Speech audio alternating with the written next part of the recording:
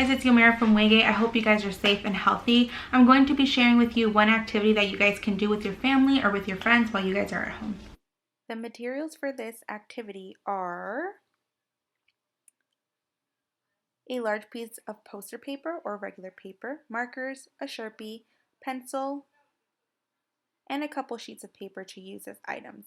We are going to be doing a fun family board game that you can create all on your own and use your creativity and a lot of your ideas. I started by writing down my plans for this board game. I started with the title, with how many players I want, with the places that I want around my board game, and what kind of devices do I want for my board game. I started by creating a rough draft just so I can have a vision on how I want my board game and how I want it to come to life.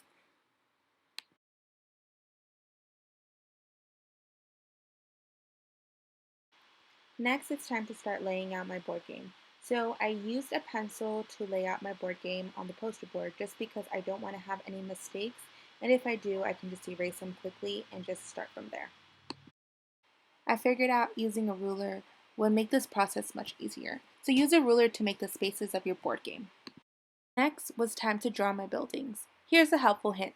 If you ever want to draw something but it's too difficult to start, Google the word of the object you want to use, for example school, and follow it with the word clip art.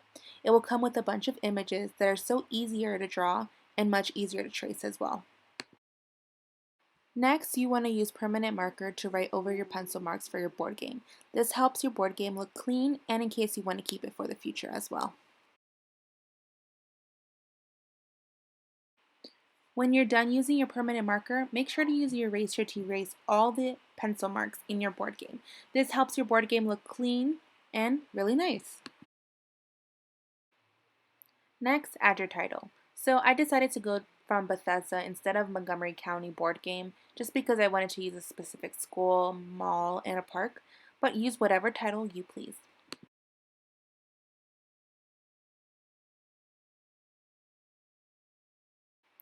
Next, make sure to color in your amazing buildings.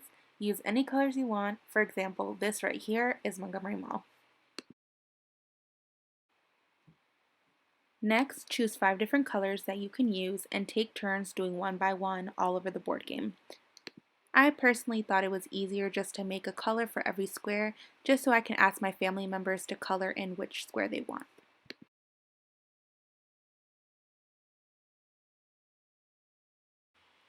You can't have a board game without some pieces. So, courtesy of my family, we created a boy and a girl.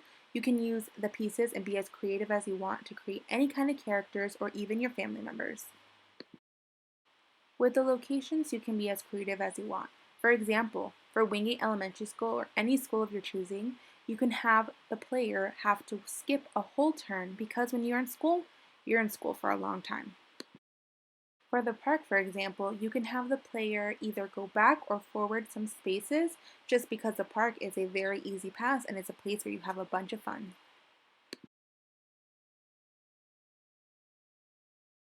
In the mall, you can be creative as possible. You can switch turns with a friend or you can add more spaces.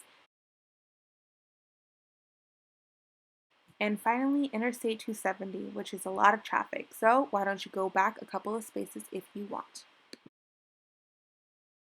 Finally, that is a board game. This is such a fun indoor activity that you can use to use your creativity and be unique. This is a fun family activity that you guys can use for years and years to come. So make sure to have fun, and I really hope you guys enjoy this activity just as much as I did.